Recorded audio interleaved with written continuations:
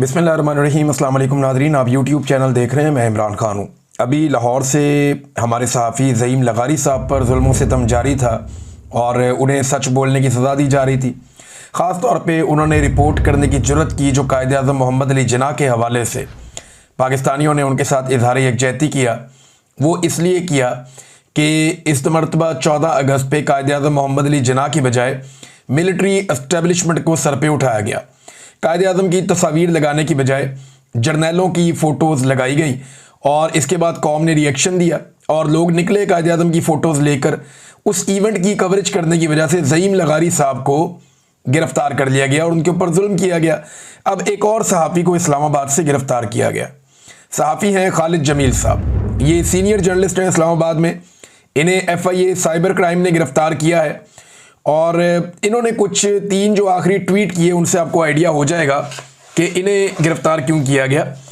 ये कॉलम तो लिखा सुहेल बड़ाइच ने, ख़बरें दी सुहेल बड़ाइच साहब ने, गिरफ़्तार कर लिया खालिद जमील साहब को।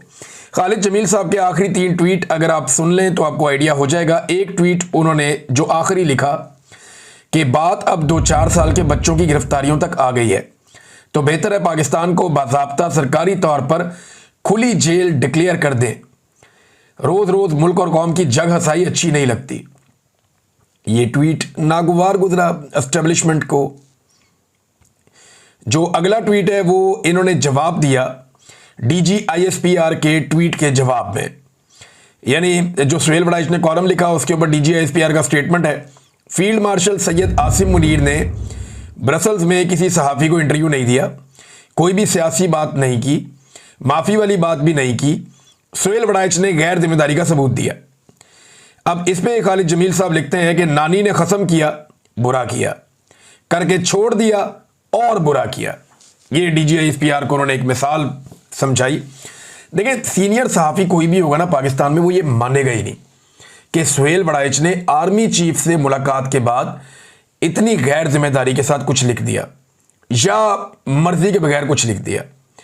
आर्मी चीफ से जो एक एक आदमी मिलता है उसकी बाकायदा लिस्ट होती है और उस मुलाकात के बाद बाकायदा आगाह किया जाता है कि ये बात आप पब्लिक कर सकते हैं, ये नहीं कर सकते। ये कोई रोटी को चोची कहने वाले लोग नहीं है। पाकिस्तान के आम आदमी को शायद ना पता हो, लेकिन जितने पाकिस्तान के सीनियर सहाफ़ी हैं या एंकर्स हैं उनको इस बात का आइडिया है। कोई एक भी ये बात मानने को तैयार नहीं है कि सुहेल बड़ाइच साहब ने अपनी मन मर्जी कर ली होगी। जितने सीनियर सहाफ़ी हैं या कॉलम राइटर हैं वो ये जानते हैं और वो ये कह भी रहे हैं अपने अपने अल्फाज में कि ये मुमकिन ही नहीं है कि सुहेल बड़ाइच जैसा सीनियर आदमी वो किसी जगह से उठे और मन घड़त एक कहानी सुना दे। DG ISPR ने उनके ऊपर एक गलत इल्ज़ाम लगाया जो नहीं लगना चाहिए था। बहरहाल इसमें जो उनका आखिरी ट्वीट है खालिद जमील साहब का, जिसके बाद उन्हें गिरफ्तार किया गया, ये 3 ट्वीट्स मैं आपको बता रहा हूँ। वो लिखते हैं, सुहेल बड़ाइच ने तो वही लिखा जो उसे कहा गया। बंदे को वो बात ही नहीं करनी चाहिए जिस पर कायम ना रह सके और 6 रोज बाद तरदीद करनी पड़े। ये जनाब खालिद जमील साहब ने, और 6 रोज बाद तरदीद क्यों की? तरदीद आती तो पहले दिन आ जाती।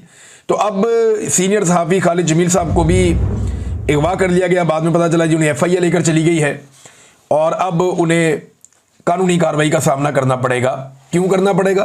कि तनकीद नहीं सुन सकते इस वक्त पाकिस्तान के मिलिट्री एस्टेब्लिशमेंट के लोग। जो तनकीद की जा रही है उनके ऊपर खालिद जमील साहब ने जो की है या बाकी लोग जो कर रहे हैं, जो ज़ईम लगारी ने किया, जो बाकी सहाफ़ी करते हैं, तो सहाफ़त पाकिस्तान में एक जुर्म बना दी गई है और लगातार यही किया जा रहा है। सुहेल बड़ाइच साहब ने एक और कॉलम लिखा सोशल मीडिया पर, उन्होंने उसको जारी किया है और उन्होंने तस्हीह करने की कोशिश की है। मेरे ख्याल में सुहेल बड़ाइच साहब नाकाम रहे, मुकम्मल तौर पर नाकाम रहे हैं सफाई पेश करने में। मैं उनसे उम्मीद कर रहा था कि जितने वो पुराने आदमी हैं, जितना उनका तजर्बा है, मैं इससे बेहतर की उनसे उम्मीद कर रहा था, लेकिन वो कर नहीं पाए। नंबर 1, DG ISPR, जिन्होंने उन्हें DG ISPR ने उनके ऊपर एक्चुअली जो हमला हुआ वो तो DG ISPR ने किया ना, कि जाती मफाद की खातिर झूठ बोला, मन घड़त कहानी सुनाई, अपने से घड़ के कहानी सुना दी। तो सीनियर सहाफ़ी के लिए बड़ी एक तौहीन अमेज़ बात थी, लेकिन उन्होंने DG ISPR की तारीफ की इसके बदले में। लेकिन सारा अटैक उन्होंने PTI पे कर दिया या PTI के लोगों पे कर दिया या सोशल मीडिया पे कर दिया। भाई जिसने आपकी मंजी ठोकी है जिनसे मुलाकात करके आपने बात की और उसके बाद आपकी मंजी टूट गई, उधर आपकी जुबान ही नहीं चल रही, उधर आप बात ही नहीं कर रहे। लेकिन जो लोग उसकी निशानदेही कर रहे हैं वहां आप बात कर रहे हैं। देखिए, पीटीआई ने सुहेल वड़ाइच साहब को यह बात समझनी पड़ेगी, पीटीआई ने खबर देने पे सुहेल वड़ाइच साहब की कोई तनकीद नहीं की, कोई क्लास नहीं ली। सारी पीटीआई को अगर आप गौर से देखें, या जो लोग सुहेल वड़ाइच साहब पे सहाफियों में तनकीद कर रहे हैं उनको भी आप सुने, तो वो कहते हैं सुहेल वड़ाइच साहब खबर आपने बिल्कुल ठीक दी, जो आपने सुना वो आपने खबर दे दी। और उसकी तस्दीक ऐसे होती है कि गुज़िश्ता साल 7 मई 2024 को यही बात डीजीआईएसपीआर ने अपने मुंह से कही हुई है और मुख्तलिफ जगहों पे बार बार ये बात ये सारे लोग करते हैं। बेशुमार टाउट्स इससे पहले ये बात कर चुके हैं, मीडिया के ऊपर बार बार कह चुके हैं जनाब माफी मांगनी पड़ेगी, नाक रगड़नी पड़ेगी, जब तक माफी नहीं मांगेंगे तब तक नहीं छोड़ेंगे। ये बातें पहले बहुत लोग करते रहे, आप पहले आदमी नहीं है, ये ख्वाहिश भी है और ये बातें भी पहले होती रही हैं। ये बात करके आपने कोई गुनाह नहीं किया, आपने वही बताया जो आपने सुना, और कोई ये मानने को तैयार नहीं है कि आपने अपने से एक कहानी सुना दी, ऐसा हो नहीं सकता। लेकिन लोगों को आप पे एतराज ये है कि आपने उस ख्वाहिश की तकमील के लिए रास्ता बनाना शुरू किया। यानी नवाज शरीफ को आप कहते थे डट जाओ, इमरान खान को आप कहते हैं हट जाओ। ये जो आपका एक दोहरा मेयार है दोनों पॉलिटिकल पार्टीज के लिए, लोग इस पे परेशान हैं। इसके बारे में लोग ये कह रहे हैं। अब सुहेल वड़ाइच साहब अपने जो नई जो उन्होंने सफाई पेश की है, एक तो डीजीआईएसपीआर के मामले में उन्होंने खामोशी इख्तियार की, ठीक है, उनकी अपनी चॉइस है। दूसरा, वड़ाइच साहब ने एक तरफ तो इमरान खान साहब को यू टर्न, ये कॉलम में ही कहा था ना अपने कि इमरान खान साहब एक यू टर्न ले लें, जो उनके बकौल बहुत अच्छे होते हैं, और माफी मांगने के आपने मशवरे दिए इमरान खान साहब को। एक तरफ सुहेल वड़ाइच साहब अपने नए कॉलम में कुछ और कह रहे हैं, पुराने कॉलम में कुछ और कह रहे हैं। पुराने कॉलम में सुहेल वड़ाइच साहब ने ख्वाहिश का इज़हार किया था कि इमरान खान साहब को यू टर्न लेके माफी मांग लेनी चाहिए, मुल्क की खातिर आगे बढ़ जाएं। लेकिन दूसरी तरफ अब जो कॉलम उन्होंने लिखा नया, इसमें उन्होंने कुछ ऐसी लाइनें शामिल की जो एस्टेब्लिशमेंट की नई लाइन है, जो अब टाउट्स बयान कर रहे हैं। 6 दिन की अच्छी तरह जब अवाम ने सफाई सुथराई कर दी, जब माफी का बेड़ा गर्क कर दिया, मैंने अवामी राय इकट्ठी की हुई है माफी के मामले पे, वो आपको अगले एक आधे दिन में मैं सुनवाऊंगा, उसको एडिट कर रहा हूं मैं कि अवाम क्या कहती है माफी के मामले पर।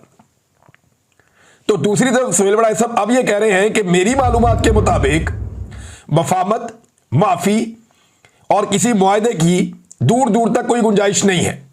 यानी एक तरफ एक बंदा कह रहा है कि जनाब ना कोई माफी होनी है, ना कोई मफाहमत होनी है, ना कोई मुआहदा होना है, इसकी दूर दूर तक कोई गुंजाइश नहीं है, ये मेरी इतला है, ये मेरी मालूमात है। लेकिन साथ ही वो बंदा कह रहा है जी फिर भी आप माफी मांग लें। ये अजीब नहीं लगता आपको सुनने में कि एक तरफ सुहेल वड़ाइच साहब कह रहे हैं कि ना माफी होनी है, ना मफाहमत होनी है, और ना किसी किस्म का कोई मुआहदा होना है, इसकी दूर दूर तक कोई गुंजाइश ही नहीं। दूसरी तरफ वही आदमी कह रहा है इमरान खान से कि जनाब मेरी ये ख्वाहिश है तो आप माफी मांग लें। यानी बगैर मुतालबे के और बगैर किसी फायदे नुकसान के सिर्फ सुहेल वड़ाइच साहब की ख्वाहिश पूरी करने के लिए इमरान खान साहब यू टर्न लेके माफी मांग लें। ये सुहेल वड़ाइच साहब बहुत अजीब लग रहा है। मैं आपसे इससे बेहतर की तवक्को कर रहा था कि आप बेहतर अंदाज में आएंगे। बहुत सारी और चीजें भी उन्होंने गलत की हैं, मेरा इतना टाइम नहीं है, तो आगे चलते हैं दीगर खबरों की तरफ। नाजरीन, जो शहरेज खान को गिरफ्तार किया गया था, अलीमा खान साहबा के जो बड़े बेटे हैं, अब तो छोटे को भी पकड़ लिया गया है, तो बड़े बेटे को जो गिरफ्तार किया गया था, उनकी अहलिया ने कुछ सबूत पेश किए हैं। ये सबूत आप देखिए। उनकी अहलिया, जिनका नाम मारिया शहरेज खान है, वो बताती हैं जनाब, उन्होंने एक तस्वीर पोस्ट की और उस तस्वीर में उन्होंने बताया कि 9 मई का जो प्रोटेस्ट हुआ जिना हाउस में या कोर कमांडर हाउस के सामने, उस वक्त उन्होंने बताया कि हम लाहौर से 750 किलोमीटर दूर थे और my family home in Chitral, और वहां पे हमारे साथ कोई 1 दर्जन के करीब फैमिली फ्रेंड और उनके बच्चे भी थे। यानी ये लोग मई के महीने में, ये याद रखिएगा आपके मई के महीने में होता क्या है, यहां पे चित्राल में एक फेस्टिवल होता है बड़ा शानदार किस्म का, लोग ये फेस्टिवल देखने जाते हैं, मैं भी गया हूं कई दफा। तो ये शायद उस चक्कर में गए हुए थे चित्राल में, और जो उनकी अहलिया है वो ये बता रही हैं, और उन्होंने साथ अपने मोबाइल फ़ोन का रिकॉर्ड पेश किया है।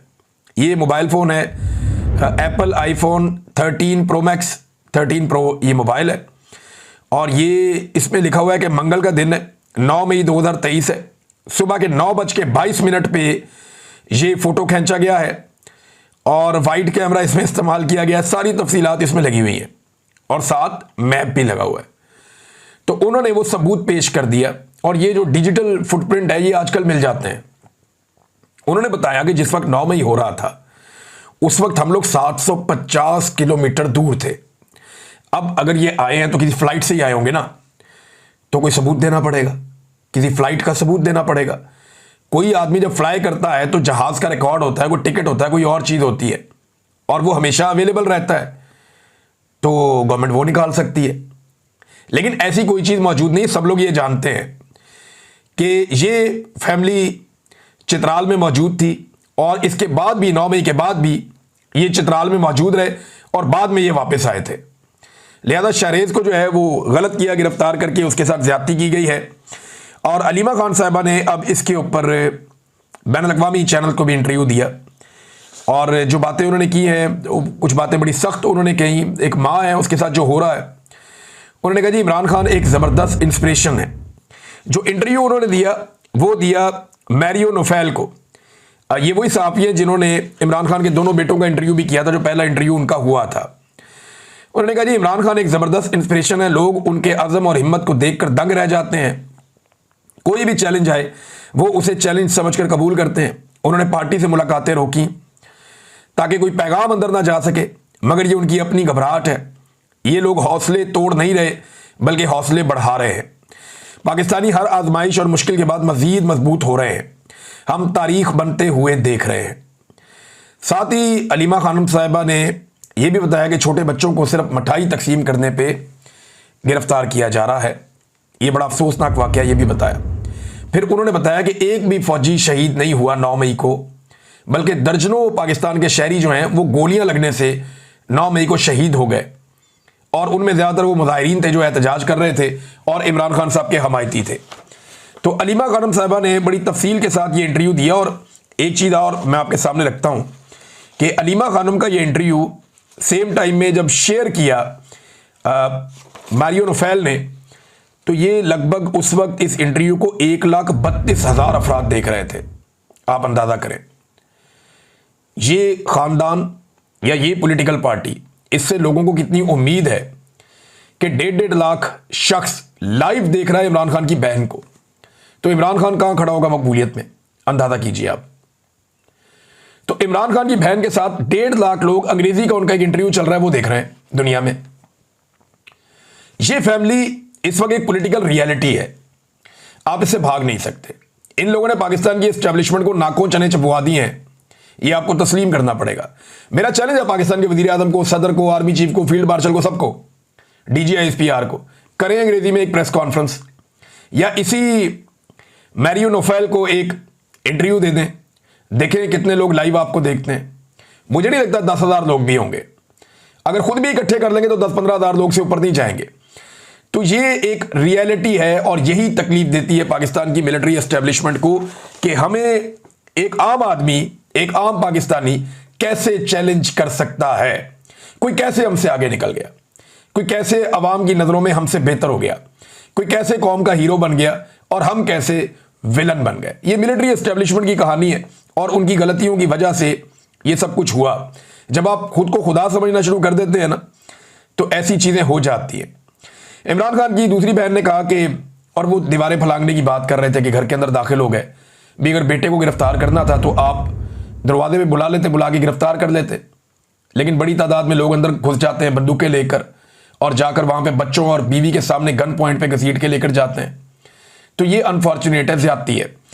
देखिए, अगर जमान पार्क की या मॉडल टाउन की या इमरान खान की फैमिली और उनके घरों की आज दीवारें फलांगी जा रही हैं ना, तो दीवारें रायवेंट की और मॉडल टाउन की भी इतनी ऊंची नहीं है, कल को वो भी फलांगी जा सकती हैं। तो सियासतदान जो हैं वो आज तो तस्मों के साथ लटके हुए हैं, उन्हें समझ नहीं आ रही। आज तो बूट पॉलिश कर करके उनकी आंखों में पॉलिश भर गई, उन्हें नजर नहीं आ रहा कुछ भी। लेकिन ये अपने अंजाम को दावत दे रहे हैं, और ये अपने कल को यानी अंजाम को भूल गए हैं कि लोग इनके साथ क्या करेंगे। जितना जुल्म और बर्बरियत ये कर रहे हैं, एक स्टेप और आगे जा रहे हैं, और कल जब ये सब कुछ बाकी जमातों के साथ होगा तो वो रोएंगे और कोई सुनेगा भी नहीं। लोग कहेंगे ये तो हमने पहले होता हुआ देखा था, ये कौन सी कोई चीज पहली मर्तबा हो रही है। तो एक दफा मुझे याद है अच्छी तरह, इमरान खान साहब ने, उनकी पार्टी ने बल्कि इसके ऊपर डिस्कशन की थी कि हम जाती उम्रा भी जाके एहतजाज करेंगे, यानी हम बाहर जाएंगे वहां एहतजाज करेंगे। करप्शन के मामला थे। तो उस वक्त पाकिस्तान के पूरे मीडिया में मातम शुरू हो गया था कि भाई चादर और चार दीवारी, नवाज शरीफ का घर है तो बाकियों के भी घर हैं, किसी के घर जाने का आज तक कभी किसी ने सोचा ही नहीं। इस जमात ने पाकिस्तान में सियासत को ये कर दिया, वो कर, वो बड़े बड़े लोगों ने लेक्चर दिए थे पाकिस्तान के टीवी चैनल्स पे सिर्फ इस बात पे कि जाती उमरा के इलाके में एक एहतजाज करना था। लेकिन आज इमरान खान के घर का दरवाजा तोड़ा जाता है, चादर और चार दीवारी का बार बार तकद्दुस पामाल किया जाता है। और इमरान खान तो सियासत कर रहे हैं, बेशुमार ऐसे लोग जो सिर्फ इमरान खान को सपोर्ट करते हैं, सियासत में कोई ज्यादा भी नहीं है, उनकी चादर और चार दीवारी का तकद्दुस पामाल किया गया, उनके घर को तोड़ा गया, उन्हें तकालीफ दी गई और यह लगातार किया जा रहा है और हम होता हुआ देख रहे हैं। शाहिद खटक साहब हैं, उन्होंने एक बात की है इस सारे मामले को लेकर। उन्होंने कहा जी हलीमा खान के बेटों की गिरफ्तारी के खिलाफ अब तक सियासी कमेटी, कोर कमेटी या पार्लिमानी कमेटी समेत तमाम ओहदेदार जिनके पास पार्टी फैसलों का इख्तियार है, उन्होंने कोई इजलास क्यों तलब नहीं किया, एहतजाज की कॉल क्यों नहीं दी। अब तक पार्टी में इमरजेंसी हालात होने चाहिए थे और आपकी कमजोरियों का जवाब जो है लोग हमसे सवाल करते हैं बाद में। आखिर कब तक हम खामोश तमाशाई बने रहेंगे, ये सवाल उन्होंने उठाया। देखें, पाकिस्तान तहरीक इंसाफ जुल्म का लेवल बढ़ता जा रहा है, बढ़ता जा रहा है, बढ़ता जा रहा है। लेकिन मुझे लगता है कि शायद बहुत सारे लोगों की ये सोच है कि अभी तो उस पर हो रहा है, मेरे पे तो नहीं हो रहा ना, मैं अपने आप को बचाऊं। तो ये अल्टीमेटली ये आप सबके साथ होगा, एक वक्त आएगा। मुझे अच्छी तरह याद है काशिफ अब्बासी साहब ने एक दिन मुझे समझाया कि इमरान टोन डाउन हो जाओ थोड़ा। बड़े भाई हैं, बड़े प्यार से समझा रहे थे, मुझे कह रहे थे इमरान आप देखो ना यार, थोड़ा टोन डाउन हो जाओ प्लीज, आप सख्त अल्फाज इस्तेमाल करते हैं, आपका लहजा बाद होकर सख्त होता है, तो थोड़ा आप अपने आप को बड़े प्यार से, और मेरे भले के लिए वो, क्योंकि मेरा अच्छा ही सोच रहे होंगे। तो मैंने उन्हें कहा था, मैंने कहा काशिफ भाई ऐसा हो नहीं सकता, इनकी ब्रेक कहीं नहीं लगनी, ये एक वक्त आएगा आपके पीछे भी आएंगे। और आप हालांकि मेरे से बहुत बेहतर है, बड़े अच्छे तरीके से आप करते हैं चीज़ों को, आप कोशिश भी करते हैं क्योंकि ऐसी चीज़ आपके ना हो जो आप ही के। लेकिन हुआ क्या, काशिफ अब्बासी साहब का भी प्रोग्राम बंद पड़ा हुआ है। हालांकि जब मुझे वो बंदा मुझे मिले ना तो मैं उससे पूछूंगा भी हूं सुना, मुझे ISI ने जब अगवा किया ना तो शुरू के चंद दिनों में मार कुटाई करते हुए मुझे काशिफ अब्बासी साहब की मिसाल दी गई कि यार आप बिटवीन द लाइन्स क्यों नहीं चलते। आप देखें ना, फलां है फलां है फलां है, काशिफ अब्बासी साहब हैं, आज उनका भी प्रोग्राम बंद है। तो काशिफ अब्बासी साहब कोई तब्दील तो नहीं हो गए थे, वो अपना काम कर रहे थे। तो यहां पे जो सियासतदान आज ये समझते हैं ना कि ये आग उनके दरवाजे तक नहीं आएगी, चाहे वो पाकिस्तान तहरीक इंसाफ के अंदर है या दूसरी जमातों में है, तो ये आग उनके दरवाजों तक आएगी, 100% आएगी। और मैं उस वक्त याद दिलाऊंगा कि मैंने आपको पहले कहा था कि ये आग आपके दरवाजे तक पहुंचेगी। नाज़रीन, मरियम नवाज साहबा का एक मुकदमा बड़ी खामोशी से खत्म कर दिया गया। यानी एक तरफ इमरान खान के खानदान के लोग गिरफ्तार हो रहे हैं, नैब पे पथराव का एक मुकदमा था मरियम नवाज साहबा का, उसमें पुलिस ने केस खारिज करने की रिपोर्ट अदालत में जमा करवा दी और उसमें कह दिया गया कि मरियम नवाज और दीगर के खिलाफ इल्जामात साबित नहीं हुए। आपने सबूत मांगा किससे भाई? मैं उस दिन नैब के दफ्तर के अंदर था और मैं रिपोर्टिंग के लिए गया था, मैं कुछ चीजें कलेक्ट कर रहा था, कुछ डॉक्यूमेंट मुझे चाहिए थे, मैं देखना चाह रहा था। तो मुझे पता चला कि आज मरियम नवाज ने आना, तो फिर मैं उधर ही बैठ गया। मैंने कहा जरा देखते हैं एक जर्नलिस्ट को और क्या चाहिए होता है, कि जरा चेक करते हैं इनकी क्या इंक्वायरी होती है और क्या निकलता है उसमें से। तो उस वक्त नैब के दफ्तर के अंदर पत्थर आना शुरू हो गए और वो वीडियो सारी दुनिया ने देखी है कि ये शॉपिंग बैग्स के अंदर भर के पत्थर लाए थे, उनको जमीन पे फेंकते थे, उसमें से पत्थर निकलते थे, क्योंकि नैब के दफ्तर के बाहर पत्थर अवेलेबल नहीं थे, लिहाजा ये शॉपिंग बैग्स में भर के पत्थर लाए थे और वो रायवेंड से इन्होंने इकट्ठे किए थे, लाकर इन्होंने डालों में रखे थे, वो गाड़ियों में रख के वो पत्थर लेकर आए, उन्हें जमीन पर फेंकते थे, वो फट जाते थे, उनके अंदर से पत्थर निकलते थे, वो उठा उठा के इन्होंने नैब के दफ्तर के अंदर मारे। मैंने खुद 2 लोग जो जख्मी थे अपने मोबाइल फोन से, जिनकी अंदर पट्टी मरम पट्टी की गई, उनकी अपने मोबाइल फोन से मैंने दोनों की फुटेज बनाई थी, तस्वीरें बनाई थी और अंदर शीशे भी नैब के टूटे थे दफ्तर के। तो आज वो कह रहे हैं जनाब सबूत ही कोई नहीं मिला। मैं चशमदीद गवाह हूं इस वाकये का। लेकिन आजकल टिकटॉकर्स का दौर है, तो टिकटॉकर को सहूलत दी जाएगी और दी जा रही है। नाज़रीन, एक स्टेटमेंट आखिर में मैं आपको, इंटरनेशनल नाज़रीन बहुत सारी बड़ी खबरें आ गई हैं। इस वक्त रूस ने एक बहुत बड़ा अटैक किया है यूक्रेन पे। ज़रा थोड़ी सी पाकिस्तान के मामला जो है वो मैं डिस्कस करने में ज़्यादा टाइम लग जाता है। मैं चाहता हूँ कि एक आधे दिन में मे बी वीकेंड पे मैं आपको इंटरनेशनल न्यूज़ में पूरा सिनेरियो बताऊंगा कि कौन आज कहाँ खड़ा है। फ़लस्तीन पे बात करनी है, हमने यूक्रेन पे बात करनी है, वो सारी चीजें जो लेटेस्ट फैक्ट्स हैं, दुनिया कहां जा रही है, वो आपके सामने में रखूंगा। नादरीन, ये प्राइम मिनिस्टर का एक स्टेटमेंट है जो मैं आखिर में आपके सामने रखना चाहता हूं। शहबाज शरीफ ने कहा क्या, ये स्टेटमेंट आप सुने और फिर आप सर पकड़ के बैठ जाएंगे कि यार ये कैसे हो सकता है। शहबाज शरीफ साहब का स्टेटमेंट ये है कि ये वो पाकिस्तान नहीं है जिसके लिए कुर्बानियां दी गई थी, मेरिट को अपनाकर इस मुल्क को अजीम बनाएंगे। यार मेरिट का लफ्ज कोई भी बोले दुनिया में, शहबाज शरीफ नहीं बोल सकता।